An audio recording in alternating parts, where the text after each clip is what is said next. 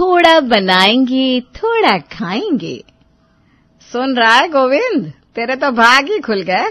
अरे वो रज्जो बता रही है लड़की की सरकारी नौकरी है, मैं तो यहीं तेरा रिश्ता पक्का करने वाली हूँ। माँ तुम तो ऐसे खुश हो रही हो जैसे तुम्हारा बेटा बेरोजगार है और सरकारी नौकरी वाली लड़की आएगी तभी आपके घर का खर्चा चल पाएगा। आपको किस चीज की कमी है इस घर में? बेटा बात कमी की नहीं होती। बेटा तुझे पता है ना, सरकारी नौकरी वालों का समाज में बड़ा रुतबा होता है। मेरी तो बड़ी इच्छा थी कि तू अपने पापा की कपड़े की दुकान छोड़कर पढ़ाई लिखाई करके कोई सरकारी अफसर बन जाए, लेकिन तुझे तो अपने बाप की ही भाषा समझ में आई और तूने उनकी तरह व्यापार को ही ज्यादा इंपॉर्टेंस दी। अरे भगवान, फिर से शुरू हो गया तुम्हारा ये नौकरी और दुकान का राग। अरे श्रीमती जी, आप समझते क्यों नहीं है? अब वो जमाना नहीं रहा कि बच्चों को जोर जबरदस्ती से कोई काम करने के लिए मजबूर किया जाए। गोविंद की अपनी इच्छा थी, हमने कोई मजबूर नहीं किया था उसे कि हमारे साथ दुकान पर आकर बैठे। उसका इंटरेस्ट है बिजनेस में और वो कोई हमारी दुकान पर डिपेंडेंट नहीं है। मेरी एक दुकान से 3 दुकान बना ली उसने। हुनर है आपके बेटे में, आपको खुश होना चाहिए। हाँ तो मैं कौन सा दुखी हूँ, खुशी तो हूँ। मैंने कब कहा मेरा बेटा लायक नहीं है, लेकिन अपनी अपनी इच्छा होती है जी। मेरी इच्छा उसे सरकारी अफसर बनाने की थी तो थी, अब मैं उस बात से इनकार तो नहीं कर सकती। अरे मम्मी चलो ठीक है, मान लिया आपका बेटा नालायक था, आपके सपने पूरे नहीं कर पाया। अब आप ऐसा करो, अपनी पसंद की सरकारी नौकरी वाली बहू ढूंढ लो और फिर अपनी बहू के साथ कॉलर टाइट करके निकलना, तब तो सपना पूरा हो जाएगा ना आपका। नहीं तो क्या, तेरे कहने से क्या होता है, वो तो मैं लाऊंगी ही। अभी हुए डिस्कशन से इतना तो आप लोगों को समझ में आ ही गया होगा कि दिनेश लाल जी एक व्यापारी है। पिता के व्यापार में उनके दोनों बेटों को भरपूर इंटरेस्ट है, इसीलिए बीए तक की पढ़ाई करने के बाद दोनों बेटों ने नौकरी करने के बजाय पापा के बिजनेस को आगे बढ़ाने की इच्छा जताई और इस तरह शीला के अपने बेटों को सरकारी अफसर बनाने के सपने का बंटा धार हो गया और दोनों बेटे पिता की तरफ बिजनेसमैन बन गए।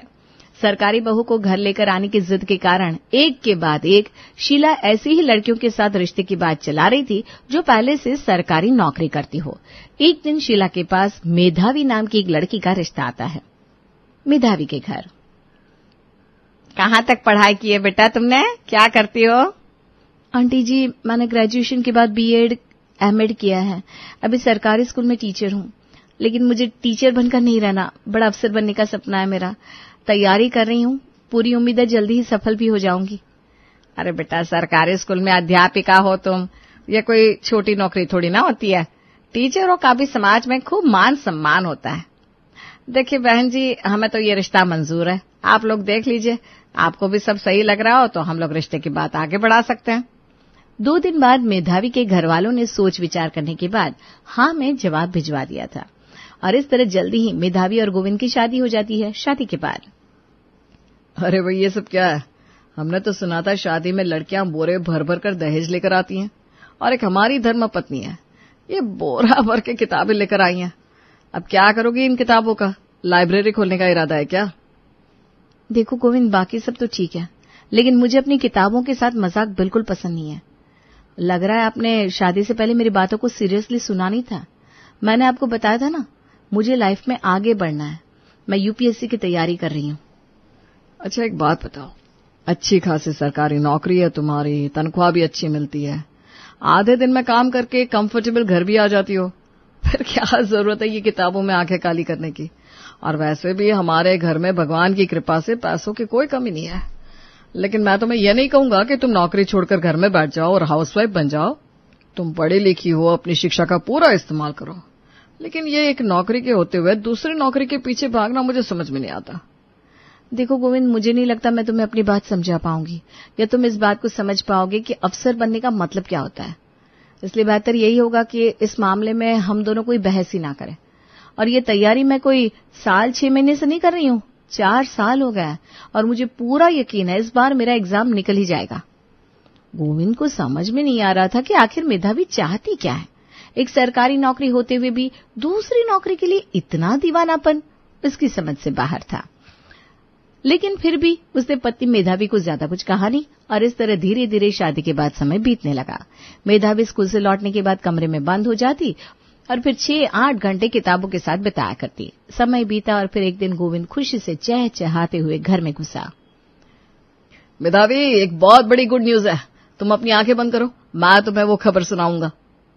एक गुड न्यूज मेरे पास भी है, और मैं भी तुम्हें वो गुड न्यूज तभी दूंगी जब तुम आंखें बंद करोगे।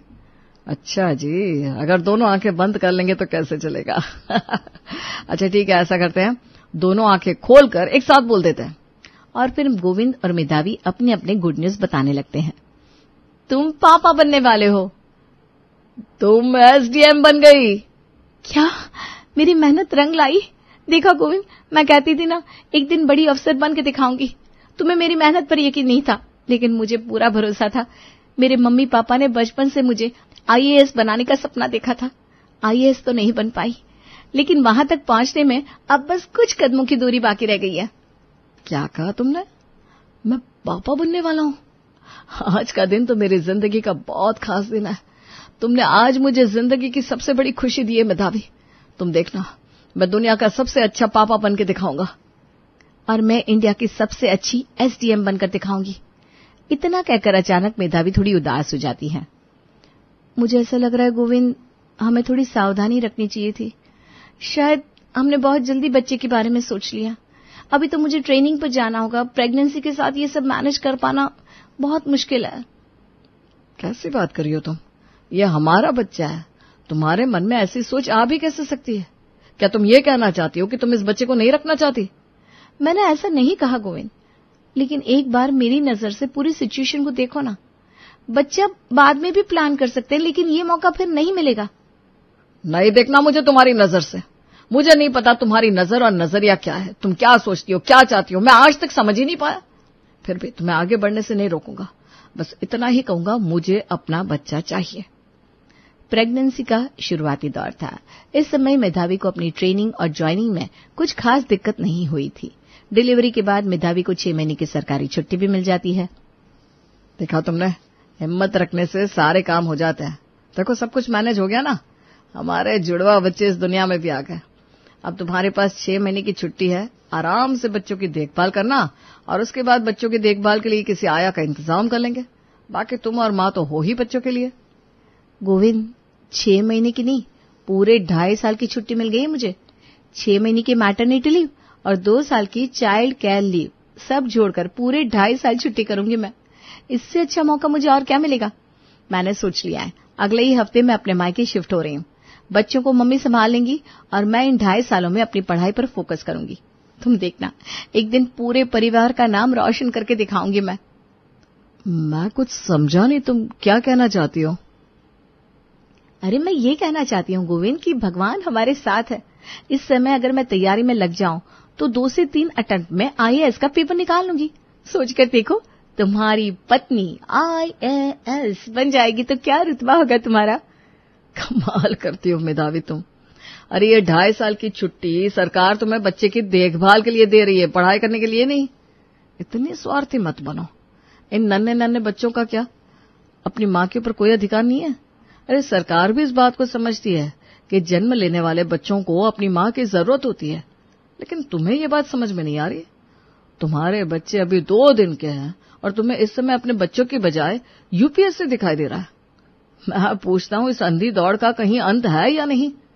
एक बार सोच कर देखो मेधावी, तुम्हारे पास आज एक अच्छी नौकरी है, समाज में तुम्हारा मान सम्मान भी है, अच्छा पद है, प्रतिष्ठा है, भगवान की कृपा से मेरा बिजनेस भी अच्छा चल रहा है, घर में रुपया पैसों की कोई कमी नहीं है, सही समय पर 2 प्यारे प्यारे बच्चे भी आ गए हमारी जिंदगी में।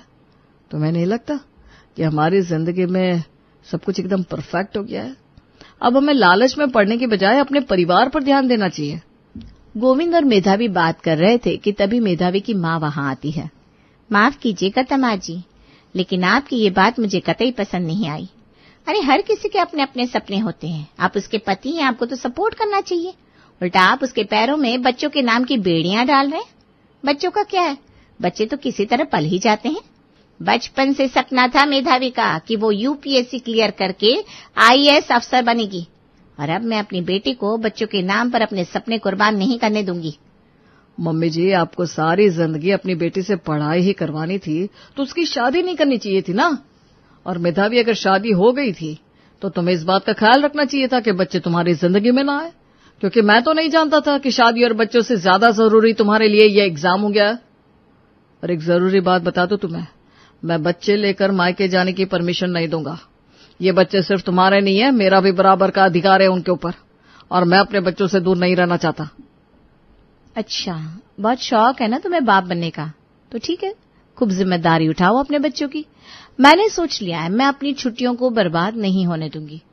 मैं यूपीएससी की कोचिंग करने के लिए दिल्ली में एडमिशन ले रही हूँ। बच्चों की जिम्मेदारी तुम संभाल लेना।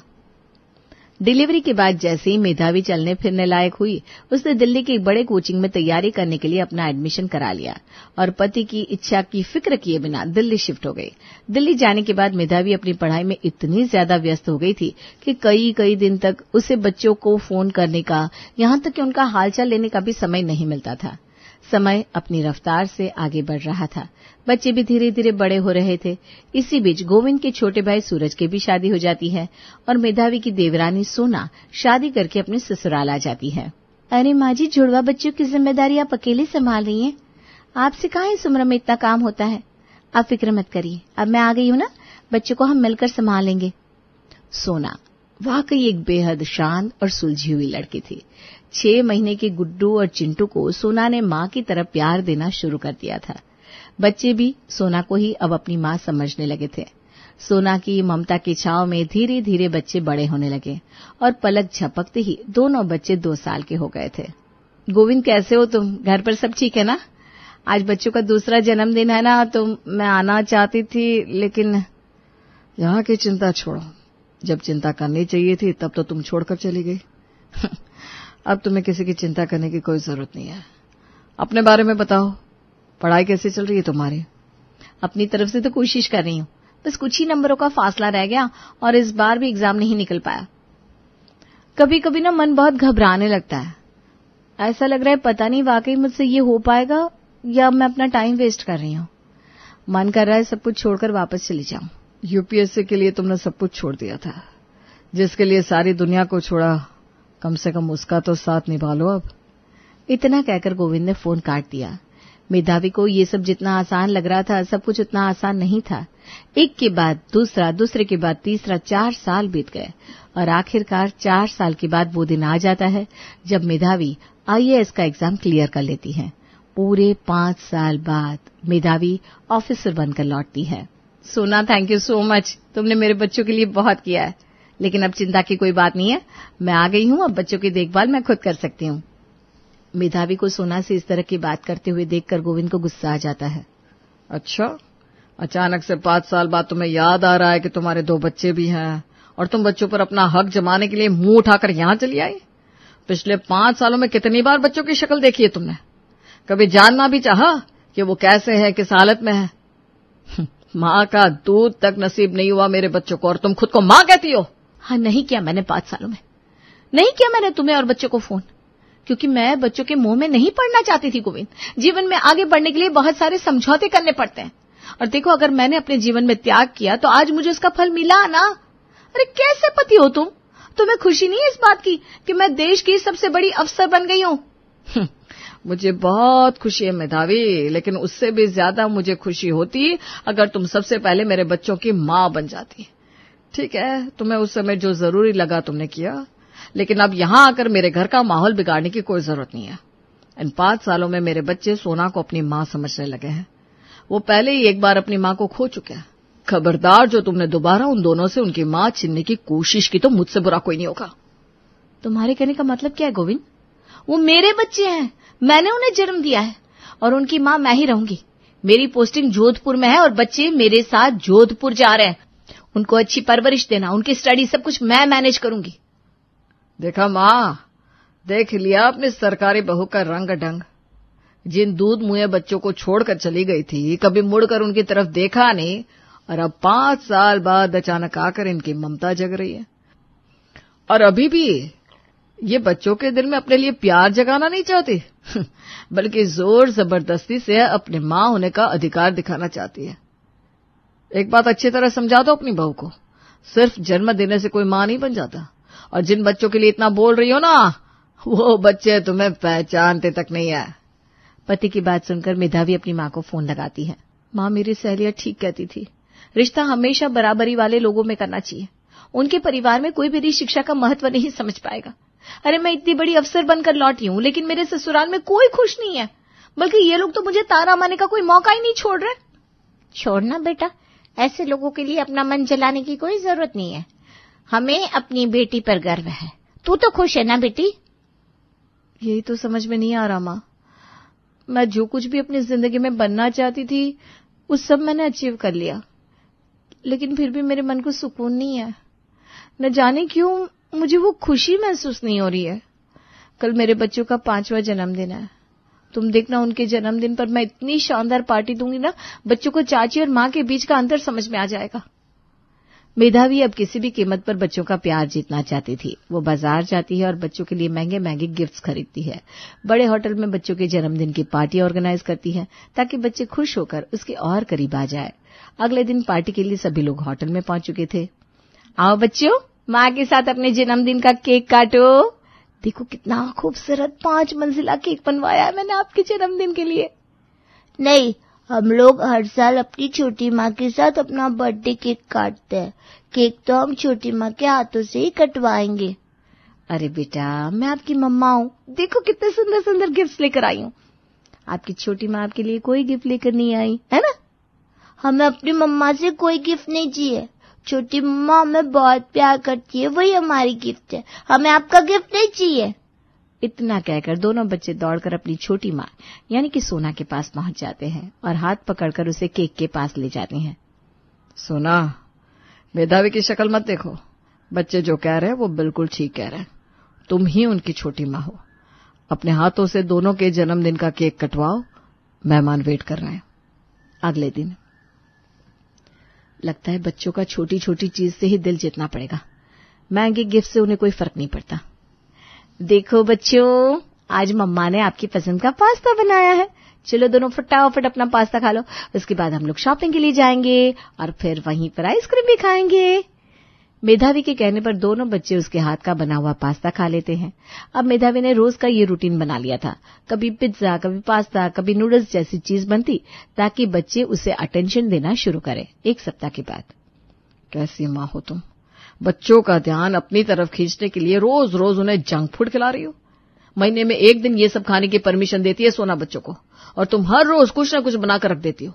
तुम्हें क्या लग रहा है ये सब करके भलाई कर रही हो तुम बच्चों की? पापा, हम लोग रोज रोज नूडल्स पास्ता खाकर बोर हो गए। हमें छोटी माँ के हाथ का पराठा खाना है। हमें समझ में आ गया है, छोटी माँ ठीक कहती थी। रोज रोज नूडल्स पास्ता खा खा के मन खराब हो जाता है। असली स्वाद तो माँ के हाथ का देसी खाना खाने में होता है। तुम्हारी छुट्टियां खत्म होने वाली है मेधावी। जोधपुर जाने की तैयारी कर लो। गुजरा हुआ समय कभी लौट कर नहीं आता। जिद करना छोड़ दो। तुम चाहकर भी अपने बच्चों के जीवन की वो 5 साल वापस नहीं ला सकती। चिंता मत करो, तुम्हारा माँ होने का पद मैं जीवन में कभी किसी और को नहीं दूंगा। धीरे धीरे बच्चे भी समझ जाएंगे कि सोना नहीं तुम उनकी माँ हो। लेकिन बच्चों का बचपन छीन के जो अपराध तुमने किया है ना, उसकी माफी मैं तुम्हें कभी नहीं दूंगा। मेधावी अपनी बड़ी सी सरकारी गाड़ी में बैठकर जोधपुर के लिए निकल गई थी। उसकी आंखों में आंसू थे। आज उसके पास रुपया, पैसा, पोजीशन सब था, लेकिन परिवार नहीं था। कभी कभी ज्यादा पाने के लालच में जो थोड़ा हमारे पास होता है ना, हम उसे भी गंवा देते हैं।